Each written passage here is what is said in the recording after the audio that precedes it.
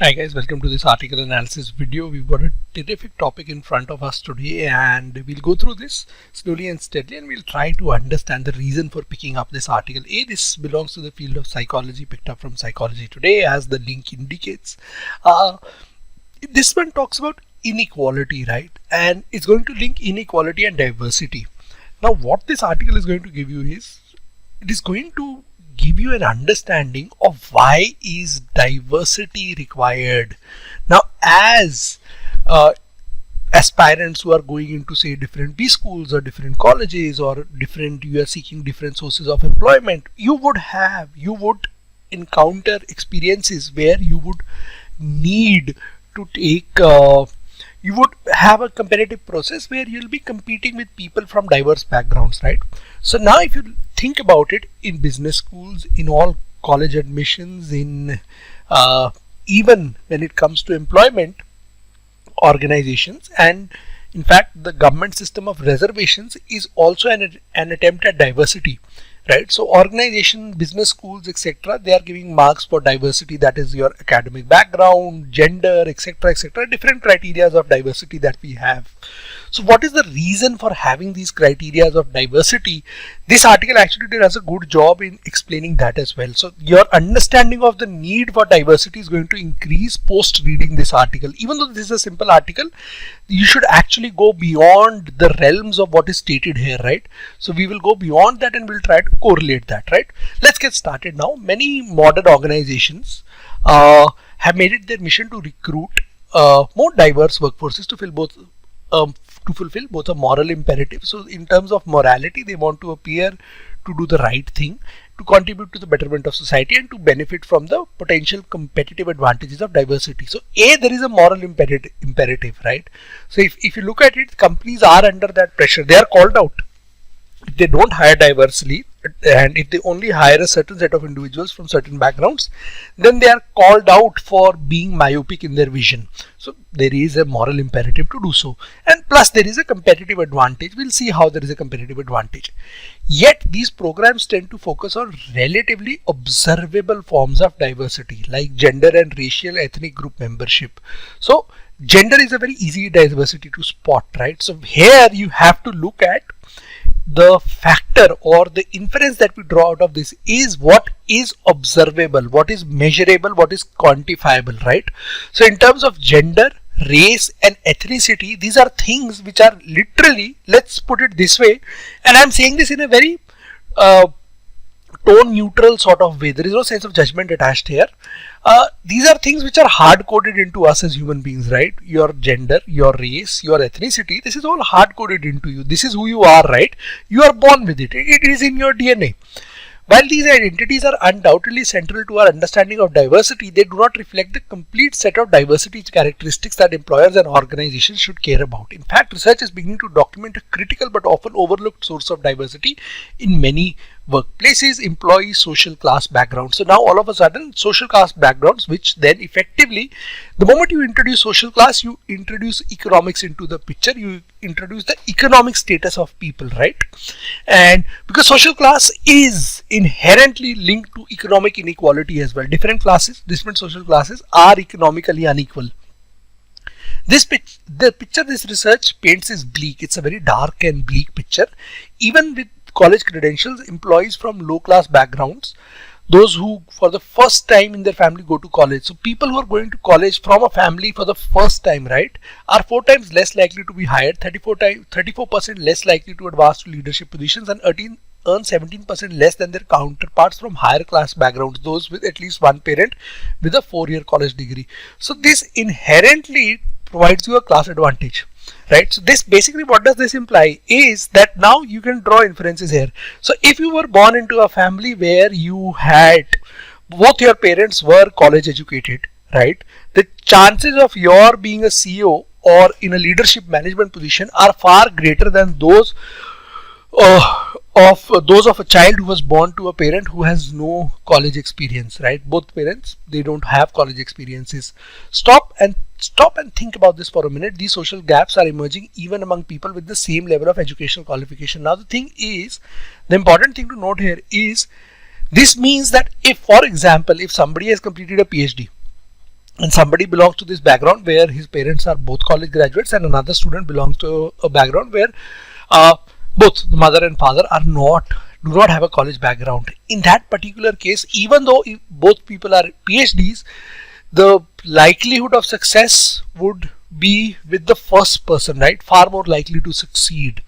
At this point, you are probably noticing a trend. We talk a lot about the obstacles that people from lower class backgrounds face and how these obstacles are disproportionately large compared to those from higher class counterparts, and it's clear that these obstacles are real and difficult to overcome.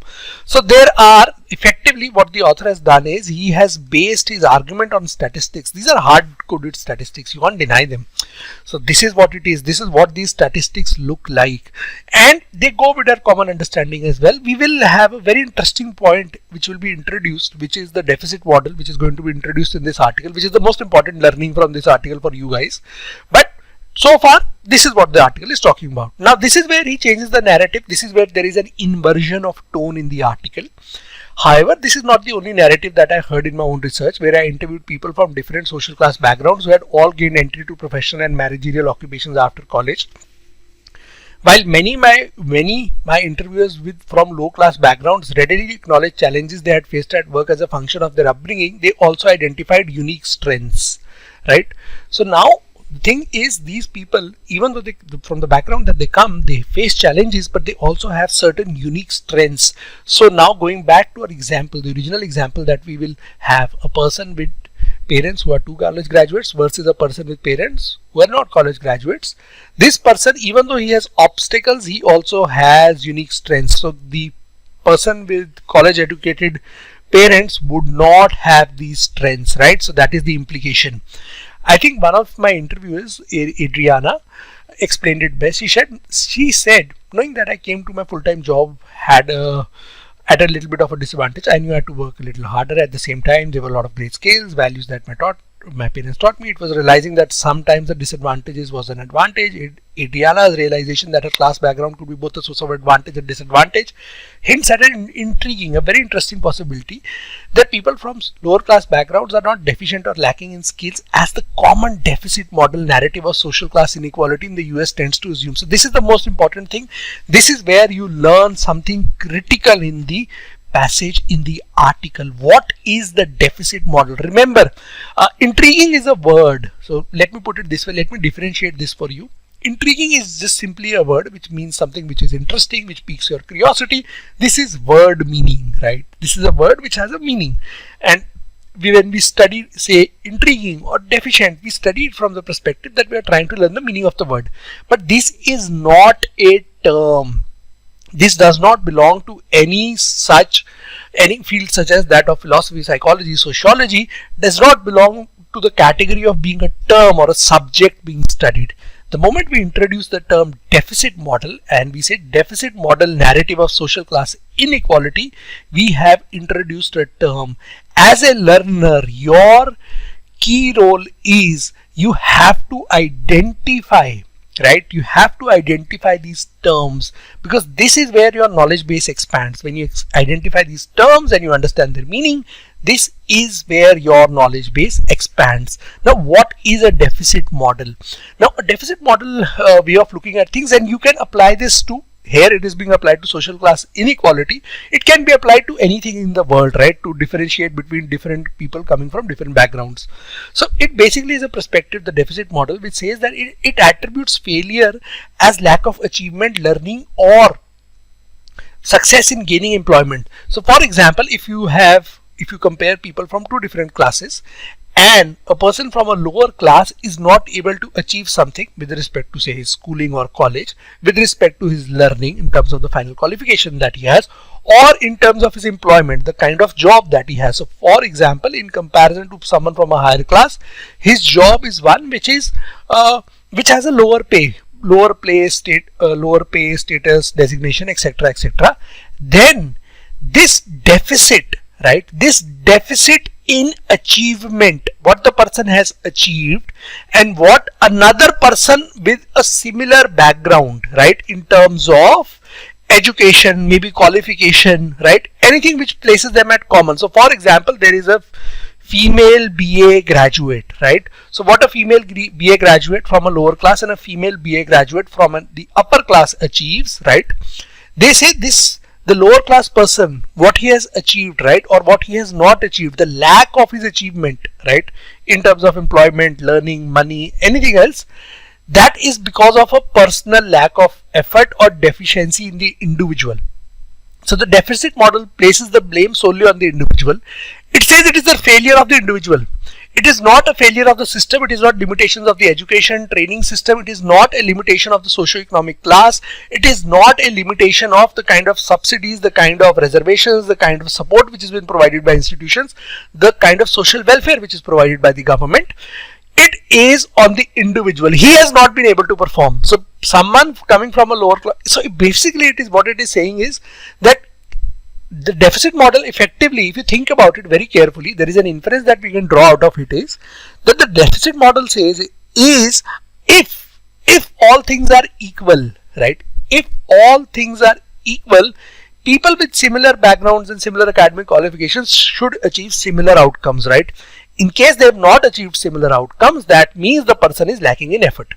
That is not driven by his background or class. His background or class has no such role to play. Another inference that we can draw from this is if the deficit model is correct, if the deficit model narrative is correct, then a person should always be able to overcome the challenges and obstacles in his life, because it's on your willpower, right? So even though your journey might be 10 times tougher, you can do that. So that is what the deficit model is about, right? And now you can see, you can apply this deficit model to anything in the world. You can apply this to CAT preparation, you can apply this to UPSC preparation, to any entrance examination, you can apply this to jobs, you can apply this to the healthcare sector, you can apply this anywhere in the world, and deficit model narrative is applicable, right? Because there is inherent social inequality, and it is your perspective. What do you believe in? Which side of the coin do you pick? That is completely up to you. Instead, people might simply develop different skills and ability as a function of social class context in which they were raised. Accordingly, in my research and in this blog, in addition to documenting the obstacles from lower class backgrounds faced at work, I seek to document the unique strengths of people. So he says people have different skills, abilities. They also develop unique strengths because of their working class backgrounds. Obviously, they have been born and brought up in a different environment, and hence that upbringing in themselves, it helps a person to evolve differently. And he's saying, I'm not being overly optimistic. I'm not having rose-colored glasses. So what is a rose-colored glass? When you have a rose-colored glass, what you basically do is you look at a person or a situation through a rose-colored glass or rose-tinted glass. You're basically saying is you're only looking at their good points, and your view of their view is effectively unrealistic, because you have on purpose ignored the negatives, right? So you can say rose-colored glasses, you can say rose-colored spectacles, you can say anything, right? So both these phrases, they mean the same. So basically what you are doing is you have a blinkered vision. It is necessary and critical step towards more fully understanding the causes of inequality, and perhaps more importantly, how can we effectively interpret it. A strength-based approach forces us to zoom out and not focus all our attention on individuals, which can easily lead us down the deficit model path, assuming that lower class folks are somehow deficient or lacking. Instead, strength-based approach urges us to examine broader contexts that the individuals are participating in, how those contexts are structured. Spoiler alert, they don't tend to be structured in ways that enable people from working class backgrounds to have equal opportunity to succeed. So he's saying, do not assume this, because again, this is the deficit model, right? The deficit model assumes that everyone has equal opportunity to succeed. He's saying these people do not have equal opportunity to succeed. When we look at the strengths, please do not confuse this with the fact that they have equal opportunity. No, they do not have equal opportunity. What the author is implying is, despite the fact that they do not have equal opportunity, they use their strengths to overcome the hurdles or obstacles, right? So it is despite the obstacles. Indeed, my authors and I find that organization cultures are not neutral and can systematically disadvantage employees from lower class backgrounds. However, if workplace cultures instead align with behaviors and norms that are more common among people from lower class backgrounds, we find that social class disparities can be eliminated, reversed. People from lower class backgrounds can have better experiences than their more advantaged counterparts from higher class backgrounds. So this is fairly easy to understand, right? So this is what lower class backgrounds, this is what what he has said is that effectively, if you find organization cultures, they are not neutral, right? Lower class backgrounds, they are targeted, right? But we find that these disparities can be eliminated, can be reversed, they can have great experiences as well. Has been termed my research and others in this area, what has been termed as hidden talents approach. So this is what this approach is called. This is not this is just a thing that he is highlighting. As these two particular people explain, people in lower class contexts may have developed strengths that enhance their ability to cope with challenges in their life. So effectively what this is saying is, the more greater challenge you face, you will develop inherent ability to deal with it, right? Indeed, research identified a whole host of interdependent skills, abilities from lower class contexts often excel at relative to their high class counterparts: social responsiveness, resilience, effectively integrating others' perspectives, blah blah blah. These are all the positive qualities you develop. Nothing complicated in this. Beyond merely documenting the existence of these strengths, this small but growing body of work is also beginning to shed light on what organizations stand to lose when they fail to recruit and retain employees from the lower class background. So this is an amazing inference. Imagine this paragraph was not there and this was given to you as a question. This was an inference. This is a direct inference given. So if, for example, if you do not hire diversely, you lose on these strengths, right? Because these strengths are only people from a lower class background who faced obstacles would have these strengths. People from a higher class background, because they did not face those obstacles, they do not have those strengths. For example, some of my research finds that study from participants are actually more skilled at working together. The research highlights that employees have distinct skills, perspectives, etc., etc. In closing, I hope to convince you that recruiting and retaining employees from backgrounds is a key component. Join me here at Inequality Interrupted as we work together to script social class inequality, envision more equitable work, etc., etc. So effectively, the author's viewpoint is, he's given a positive spin to it, right? What he's talked about is that there are benefits of having diversity, right? And the benefits of having diversity, it is not just a social moral obligation, that a checkbox that we've hired people from diverse backgrounds. There are tangible benefits that you have. The organization is going to benefit from hiring diversely. So that is what this particular article is about. Great perspective, very, very simple read. But the things that you learn here is A, the deficit model, B, rose-colored spectacles, rose-colored glasses. Third, you learn how to derive inferences. I derived a lot of inferences for you in this video. So you learn how to invert statements and derive inferences from them. So this is 17-18 minutes well spent, right? Thank you very much for watching this video and hope you had a great time. As always, happy learning.